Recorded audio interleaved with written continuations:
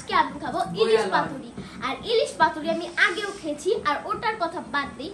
আর আমি অনেক এক্সাইটেড তোমাদের দেখার জন্য যে ইলিশ পাতুরি আর দেখতে কেমন, ওটা খেতে কেমন, আর ওটা করতে নাটক কত দেওয়া যাবে। আর আমি তোমাদের মাছটা কিন্তু দেখানোর জন্য অনেক এক্সাইটেড। তোমরা কি দেখতে চাও গাইস? সো আরেকটা কথা বলে নিই, আমি কিন্তু অনেকদিন পর খাবারের রেসিপি নিয়ে আসলাম, আর আমিও এক্সাইটেড। তোমরা কি এক্সাইটেড গাইস? তোমরা কমেন্টে জানাবা। এবার চলো ইলিশ দেখাতে থাকি। সো গাইস দেখো, আমি কিন্তু এখন ইলিশ মাছ দিয়ে এসেছি, আর এটা কিন্তু টাটকা।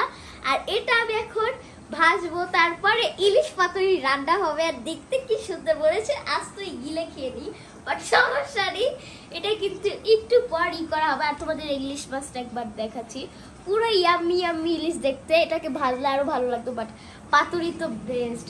এবার চলো পাতুরি রান্না করতে কি কি লাগে আর সেটা কিন্তু আবার আম্মু তোমাদের জানাবে, বাট আমার আম্মু আসবে না ক্যামেরার সামনে। So let's go. A few moments later. Guys এখানে কিন্তু ইলিশ কাটা হয়ে গেছে, দেখো আমি তোমাদের দেখাচ্ছি।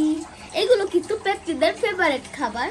আর এখানে আমি এখন রাখছি, আর এখানে মশলা আছে, দেখো কিউটি কিউটি মশলা। এখানে কি কি আছে আমি জানি না। এবার বলি, আমার আম্মু কিন্তু এগুলোকে মাখাবে, রান্না করবে, সেগুলো তোমাদের আমি ফুটিয়ে তুলবো। তোমরা কি excited guys? So let's go. প্রথমে আমরা পরিমাণ মতো লবণ নিয়ে নিব, এরপরে সরিষা বাটা নিব,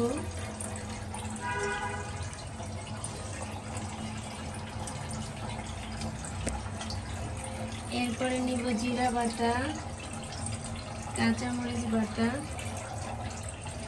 পেঁয়াজ বাটা, মাখিয়ে নিব।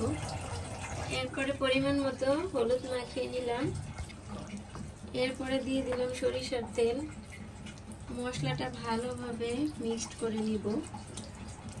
শুকনো মরিচের গুঁড়া অ্যাড করে নিলাম, কারণ এটা নিলেও হয় না নিলেও হয়, যেহেতু কাঁচা ঝালটা দেওয়া হয়েছে, কিন্তু একটু দিয়ে দিলাম কালারটা যাতে সুন্দর দেখা যায়। আমাদের পরিশেষে মশলা মাখানো হয়ে গেল।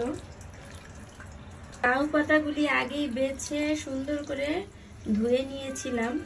এখন আমরা লাউ পাতাগুলোর মাঝে ইলিশ মাছটা এমনভাবে দিব যাতে মাছটা সুন্দরভাবে ভেজে নেওয়া যায়।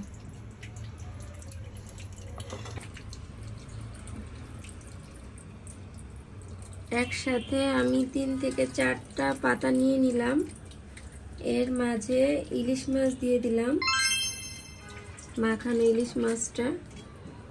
এটা অনেকে মাখানোর পরে এটা অনেকে লাউ পাতাটা সুতা দিয়ে বেঁধে দেয়, কিন্তু আমি সুতা দিয়ে বেঁধে দিব না, আমি এমনভাবে মুড়িয়ে দিব যাতে করে মাছটা বেরিয়ে না যায়। আমি কড়াইয়ের ভিতরে সামান্য পরিমাণ সরিষার তেল নিয়ে নিয়েছি এবং লাউ পাতাটা এমনভাবে মুচড়িয়ে নিয়েছি এবং ভিতরে মাছটা এমনভাবে মুচড়িয়ে নিয়েছি যাতে বেরিয়ে না যায়। এখন আমি এটা উল্টা করে দিয়ে দিব, এভাবে এক এক করে সবগুলি দিয়ে দিব। আমি এক এক করে সবগুলি দিয়ে দিয়েছি। চুলার আঁচটা লো পরিমাণে রেখে ঢাকনা দিয়ে ঢেকে দিয়েছি এবং এটা আস্তে আস্তে সিদ্ধ হবে এবং ভাজাটাও হতে থাকবে। আমরা কিছুক্ষণ সময় অপেক্ষা করি। উল্টে দিব,